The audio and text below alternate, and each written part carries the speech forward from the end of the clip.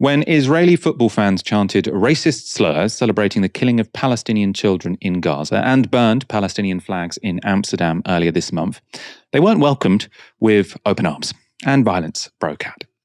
But that's not how Western politicians around the globe framed the clashes. Instead, they shouted anti-Semitic pogroms. This wasn't football violence, this was anti-Semitic pogroms. One of those global leaders was Amsterdam Mayor Femke Halsema. So speaking at a press conference the day after the violence, Halsema said this: "Men on scooters crisscrossed the city looking for Israeli football fans. It was a hit and run. I can easily understand that this brings back memories of pogroms.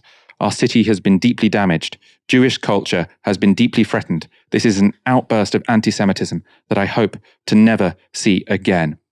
And it was this framing. This was really significant because it was this framing from the Amsterdam mayor, which is sort of what Western media was generally referencing. So saying, that lots of people, like us, were sort of disputing what had actually gone on, but all these Western newspapers were sort of saying, Amsterdam mayor condemns anti-Semitic violence in her own city. And of course you read that, well, if the mayor of Amsterdam thinks it was anti-Semitic, what reason does she have to lie? But now Halsema has done something almost unheard of when it comes to Western defenses of Israel. She's withdrawn that framing, instead offering a more nuanced take on the night's events. Appearing on Dutch TV on Sunday evening, Halsema explained what actually happened that night. Towards 12:30 a.m. approximately, it became clear that something else was going on in the city, meaning that there were not only groups of supporters and others against each other, and that there were incidents surrounding it, but that they spread through the city suddenly. Yes, I called it hit and runs. Incidents that were popping up everywhere. I think around 12:30 a.m. It lasted until 2:30, then the city became calm. Only what you then saw is that the image we had, we were totally bypassed by Israel. Because at 3 a.m., Prime Minister Benjamin Netanyahu of Israel gave a press conference about what had happened in Amsterdam while we were still gathering facts. Die plotseling een lezing gaf over wat er in Amsterdam was gebeurd, terwijl wij nog de feiten aan het verzamelen. And it shows how effective the Israelis are at PR, right? This happens on the evening. As we know now, just a case of football violence, then Netanyahu is like, I'm going to get ahead of this story. They do a press conference, it sounds like at 3 a.m. to sort of say this was a pogrom. And then suddenly all of these Western leaders are sort of like, oh God, we've got to comment on this now. And then they sort of just quickly fall into that framing. And then that's the story. Those are the facts. Halsema was asked about her use of the word pogrom in a press conference the day after the violence, how she had used it the day after the violence. And she was asked in this interview whether she would use it again. Well, first let me say that the words Jew hunt have been used. People were going Jew hunting. They asked for passports. That night and early morning, I spoke to many Jewish Amsterdammers on the phone with lots of emotions. And what I primarily wanted to express was the sadness and fear among Jewish Amsterdammers. But I have to say that in the days after I saw how the word pogrom became very political and turned into propaganda, the Israeli government speaking of a Palestinian pogrom in the streets of Amsterdam. In the political class, the word pogrom is primarily used to discriminate against Moroccan Amsterdammers and Muslims. These were not my intentions, and it's not what I wanted. Marokkaanse Amsterdammers, moslims, te discrimineren.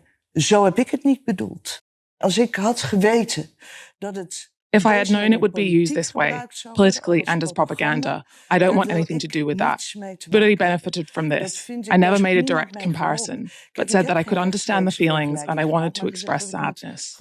But I am not an instrument in a national and international political battle. Maar ik ben geen instrument in een nationale en internationaal politiek gevecht. So she's basically saying, not only was I misled, but me being misled led to some very racist consequences, which is that everyone thought, oh my God, this is violence by Muslims.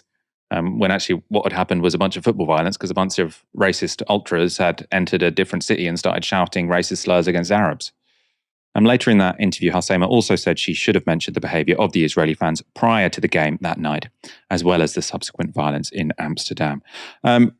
Ash, sort of a couple of things to say about this is, one, fair play, well done to the mayor for sort of coming up publicly and saying she was misled. But it's a bit late, isn't it? Because all the headlines were the day after it happened, and now it's sort of very much a background story.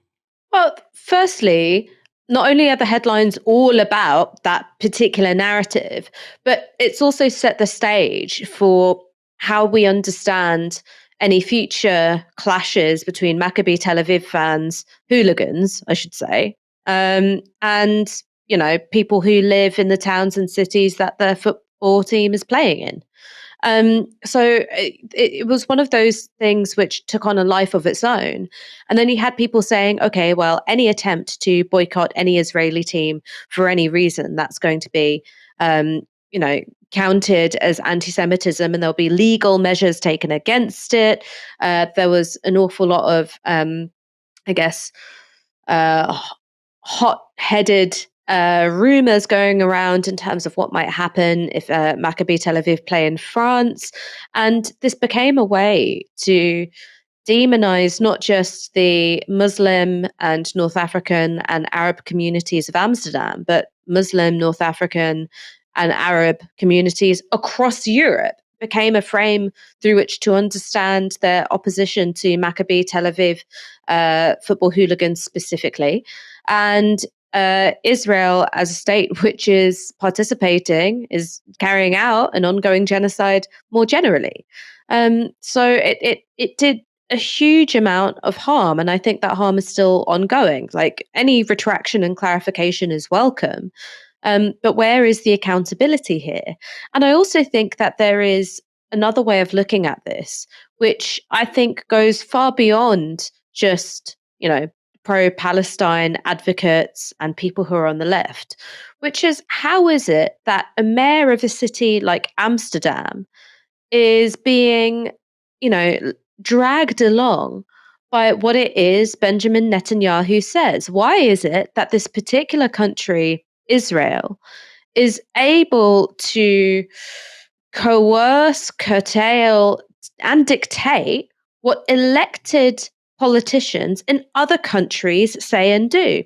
How is it that this particular country, Israel, can have such a profound impact on freedom of speech and freedom of expression beyond its frontiers? I mean, just to give you an example of something which has happened recently, in the Canadian Parliament, the Speaker of the House reprimanded a Canadian MP for wearing a watermelon badge and saying that she had to take it off. Now, irony of ironies, the reason why the watermelon became a symbol of Palestine is because the Palestinian flag was banned by Israel, and images which used the colors of the Palestinian flag was banned for many years by Israel on top of that.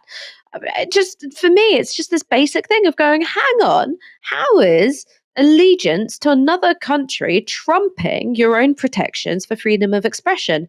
Now, before anyone jumps in and says, "Oh my God, Ash, I can't believe that you're calling street violence freedom of expression," no, I'm not. When it comes to understanding what happened in Amsterdam, yes, I think you've got to look at it through the frame that many people there felt very angry at the ongoing genocide. I think that many felt primed and sort of up for a confrontation with Maccabi Tel Aviv supporters because they're Israeli. But the thing which catalyzed those scenes of violence that we all saw in the media and in social media was the rampant destruction, obnoxiousness, and racism of the Maccabi Tel Aviv supporters. Now, I'm sure that people were victims of that violence who were not themselves football hooligans, all right? But that's often how football hooliganism works. Anyone who wears the same shirt as you ends up being considered a fair target. And it's just, if I was the mayor of a city, my first duty of care would be to my city, right? Football hooligans come a distant second to that. A state carrying out a genocide, an even more distant third.